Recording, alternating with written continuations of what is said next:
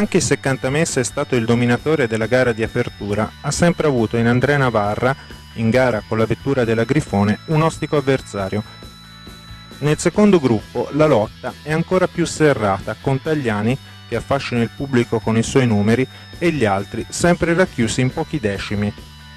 Interessante anche l'impegno delle squadre di vertice, che oltre alla già citata Grifone vede anche la Procar con la vettura di Corrado Fontana. Squadre di questo spessore, protagoniste assolute dei campionati maggiori, danno ancora maggior lustro a questo monomarca. La prima svolta importante avviene al Rally dell'Isola d'Elba, dove Andrea Navarra, come al solito impegnato in un duello sul filo dei secondi con Cantamessa, è autore di una spettacolare uscita di strada.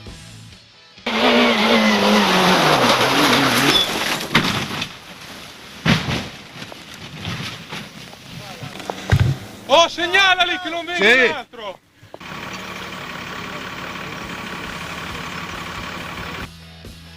Il volo provoca un grande spavento, tanti danni per la vettura, ma nessuna conseguenza per l'equipaggio, se non la perdita di contatto con la testa del campionato.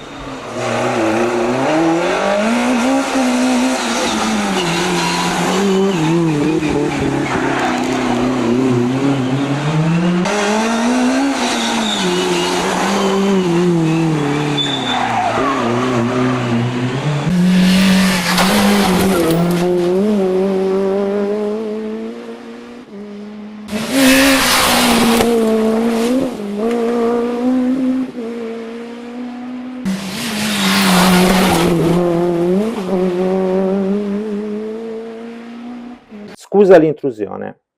Se hai guardato questo filmato fino adesso, vuol dire che ciò che facciamo è di tuo gradimento. Iscriviti al canale, lascia un mi piace ed un commento e possibilmente condividi questo video. Questo ci aiuterà a crescere e a fornirti sempre più contenuti come questo.